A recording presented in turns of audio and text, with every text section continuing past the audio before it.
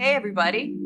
Thanks for tuning in to the Hanging On to Hope podcast. I'm Brenda J. And I'm Karen Wonder. And we are HangingOnToHope.org.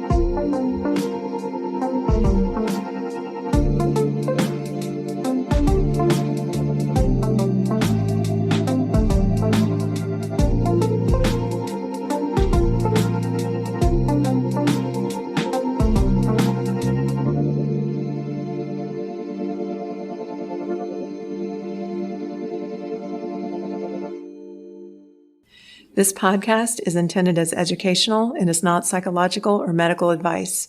Always consult a professional when needed, and we disclaim any liability in connection with the instruction, information, or advice given.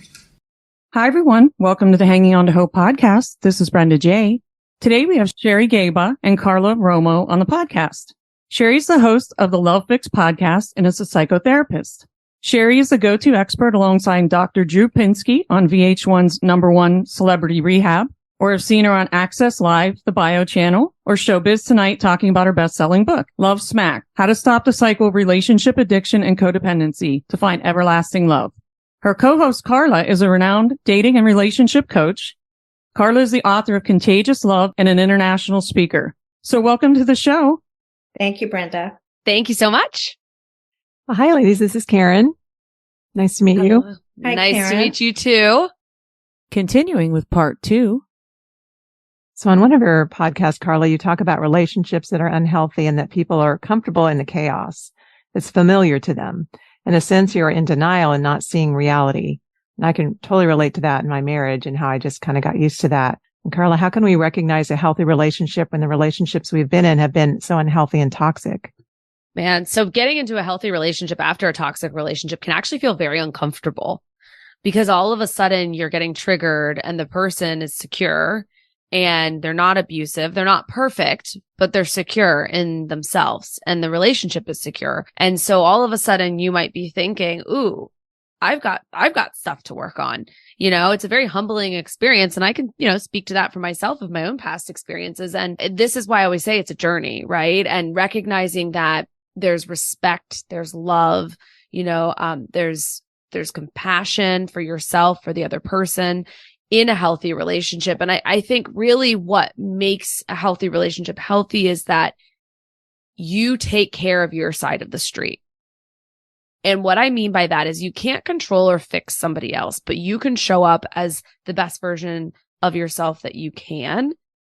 And if you're showing up that way and your partner is not meeting you at where you're at or isn't able to meet your needs or your wants, which is a deeper topic that we could go on for days about.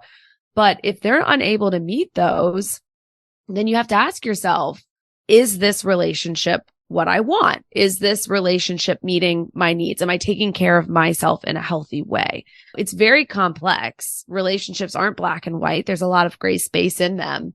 And the other thing too, I would say is does it feel like there's more progression and closeness and love and good in the relationship versus feeling like you're constantly, at it with each other, or there's back and forth. You feel like they're always going to leave because their actions are showing that they're going to leave, not because you have fear of abandonment or past trauma you haven't worked through. So I think it's complex, but a healthy relationship feels safe to be able to grow together. And then I also think as well that you are, reciprocated in terms of respect and you're honest and you can communicate and you can grow and work together. Yeah, I agree to all of that. Absolutely. Did Sherry have anything to add on what she thought a healthy relationship was? No, I think Carla covered it all in terms of healthy relationship. Okay. She did. That was a very thorough answer. Yeah, I really like that answer. All right. Carla, being the dating coach, do you believe healthy relationships exist? And is there an easy way to explain or understand what a healthy relationship is? Yes and yes. Absolutely healthy relationships exist. I'm in a really healthy relationship personally right now myself. And it's challenging me in really healthy ways because it's making me look at myself of like past things, from my past and like where I am today and how I've grown and where I'm going. And I don't know, it's really awesome to be in a healthy relationship. And I'm saying this from somebody, because I want to give people hope here. I'm saying this from somebody who's in unhealthy relationships before. And, I talk about this on the Love Fix New Year's special. I ended an engagement in 2022 because I saw major red flags that I observed. And as a result, I was like, oh, I don't want to choose this because this is going to become an unhealthy relationship. And I don't want that for myself. So healthy relationships can go from healthy to unhealthy. That is possible. So just because you're like, oh, I found a healthy relationship, I don't have to do the work, I'm good, I'm done. That's not true. Healthy relationships, you're constantly working toward understanding your partner, growing together, communicating together. And, healthy relationships go through ups and downs. Like that is expected. A lot of codependents want to feel like, and I can speak to this for myself, that you get the happy ending. That's when you're in your codependency, that all I need is just that perfect partner, the perfect relationship, and all this will go away. That's not true. But being in a healthy relationship, like I shared earlier, it's about being respectful toward your partner. It's about really genuinely loving your partner, not the idea that love is abuse or love is manipulation or love is lies and all of that kind of junk. But it's important to really, understand that you can go from being in unhealthy relationships to healthy relationships and that it can feel uncomfortable. And healthy relationships don't mean love bombing, someone treating you like worshiping you when you meet somebody. Yes. And they make you feel like you're on top of the world. And then you think, oh, he loves me or she loves me so much. And you have to be discerning. So if we talk about getting into a healthy relationship, you have to take your time. It should be slow and steady. It shouldn't be fast and furious. And, I think that's one of the biggest things that people unfortunately get into is they think I met my soulmate. They mix up love and love bombing. And then they think because they're treating me so well, this is so healthy. But you've got to really get to know someone before you can say this is a healthy relationship. Yeah, that's good. Like, what is your estimation of how long, seeing those normally? Is there like an average? Well, yeah, like what Carla said, you can be in a healthy relationship and then suddenly it goes south. In my case, my husband, we thought it was pretty healthy, but I did know from day one, he was a recovered addict, alcoholic. So I kind of had the red flags, but he was in recovery. So I kind of ignored them and kind of went into denial. Oh, he'll never drink again. And then of course he did. And the rest is history. So I don't want people to think you can't have something healthy, like Carla said, and then suddenly it can go south. It can become abusive. I don't think there is an answer like how long you know. Yeah, like, I agree. And infidelity can happen and all these things can happen that all of a sudden the relationship becomes unhealthy, right? So there isn't a time frame, but what's important is that your gut doesn't feel like and look at the red flags and don't go into denial. Yeah, and listen to your intuition. So your intuition does tell us. Yeah. I think if all of us would look back at all of our relationships that turned south, I think we would probably remember red flags in the very beginning. Oh, absolutely. Definitely. Absolutely. Yeah, no doubt about that. I was so young though. Yeah. Young and naive. And not so young, actually. It can happen anytime, when we're lonely. And I talk about this, when you're lonely, sometimes you do crazy things and you end up making big mistakes because you're lonely. But don't beat yourself up. We're just humans. Even as a therapist, I've made many, many mistakes. It's okay. Yeah. We're all doing the best we can. Yeah. I like how you're saying it's just a journey that we all have to be continually growing. We can relapse, like the alcoholic or addict relapses. Well, we can relapse on a codependent or toxic relationship. It happens. Yeah. What is it? Stefan Speaks says to take all the emotion out of it so that you can just see that person clearly.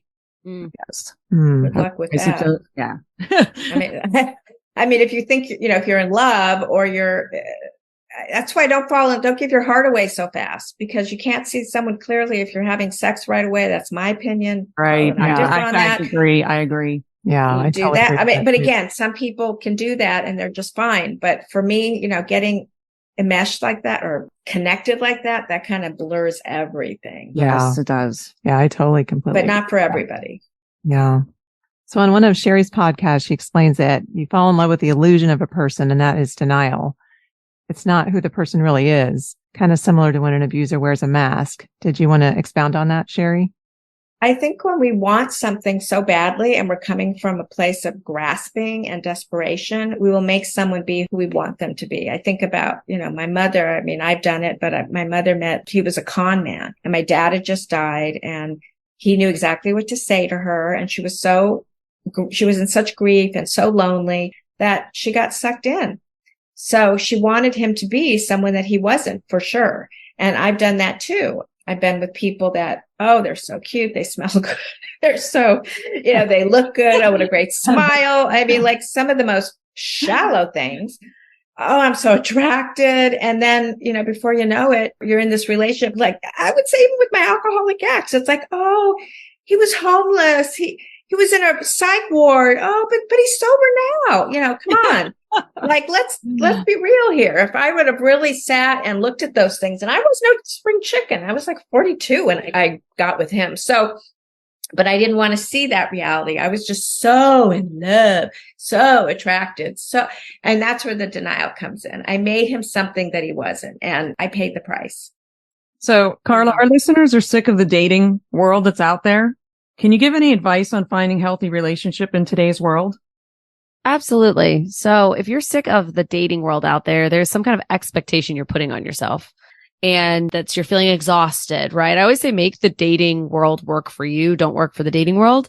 And think about like, how do you want to meet somebody? You do need to go out there and do your part. I'm just going to be honest. You're not going to sit there walking down the street. You could, okay, but the chances are slim. Walking down the street and boom, the person falls into your lap, figuratively or literally. Go for it. But, my whole thing is that you've got to get clear on what your needs are, what your wants are, what you're looking for, and stick to that and get confident. And this is a lot of times what I work with my one-on-one clients with is getting confident to a place of knowing what you're looking for, knowing how to go after that. I've had multiple clients actually in the last year get engaged or get married that I had worked with who were single, who were miserable in the dating world. And I really worked with them to get to a place of finding partners and picking partners that were healthy for them, that they actually wanted to be with, versus just feeling like you got to be with somebody and then it blowing up in your face, or knowing it's not right, but your family's saying that you're too picky, so you should just keep going for it. With my clients, we get very clear on trusting themselves, what that looks like, and then going after that and actually picking partners. And it works. It does work. And they loved the dating process because of that, right? But they came to me because they were miserable. So getting clear on what you want, what you're looking for, but not just that, but then actually acting on it so that then you can meet a partner. It pays off. It's valuable. Yeah, I totally agree with all your guys' advice. So like I said, I didn't date for probably 5 or 6 years after my divorce. And then I did dating apps for probably a year or two. And I had some nice dates. I didn't really have any awful dates, but, I never really found the person I was looking for. But I started going to in-person singles group, and I am dating somebody now that it seems like, it's new. So it's, it's a brand new relationship, but it feels really healthy. But I am taking it slow and but I can see what you're saying, how it feels uncomfortable when you've been in an unhealthy relationship. You're like, oh, this feels weird. And I know before I got healing, I would sabotage it, or it felt weird. So I would just stop seeing them. And so I'm not at that point, because now I'm like, no, I want this. I want a healthy relationship, but I can totally understand what you're saying, how if you've never had it, it's foreign. It just feels different. But anyway, I just wanted to say I really appreciate everything that you guys have said, because yeah, it was really, really good stuff. Yeah. I haven't even started to date yet. So I think it's been like 4 years for me. Yeah. I don't know if I'm still like everything you said, just all resonated again. And I really need to work on me. Yeah. Figuring out who I am.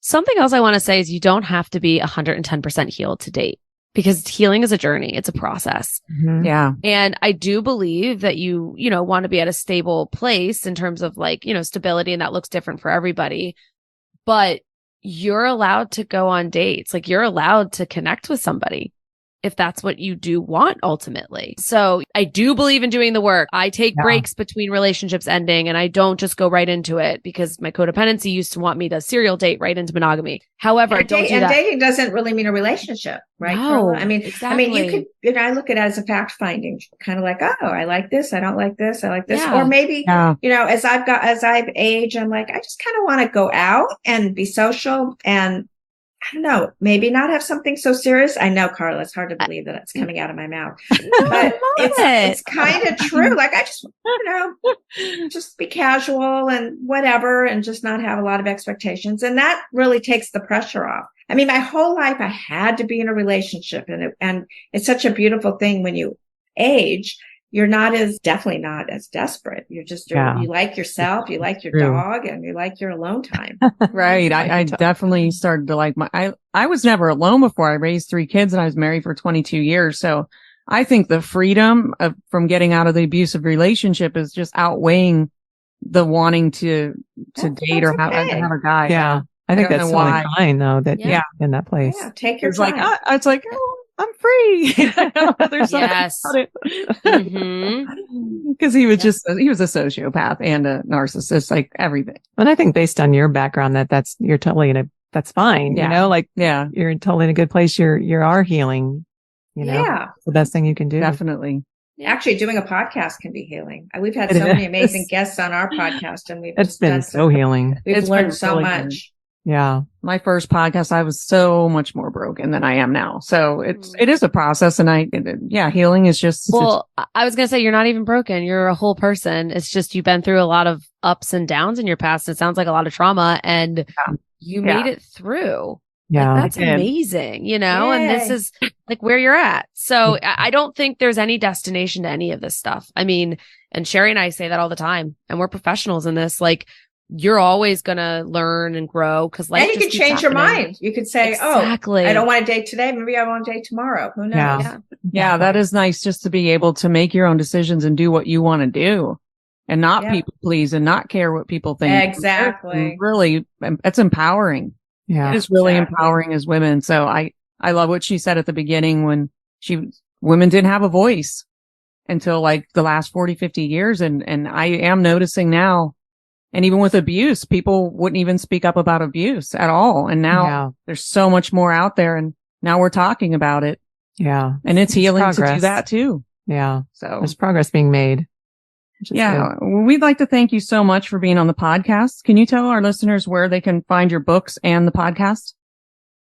So my book is on Amazon Kindle. It's called Love Smacked, and it's only available on Kindle. And our podcast is thelovefix.com. So definitely check us out at thelovefix.com or the Love Fix podcast for our IG handle. Yes. And you can also find my book on Amazon at, Contagious Love and Break Free from Codependency for Damn Good. Or also, if you're in the US, you can order it from my website, which is carlaromo.com.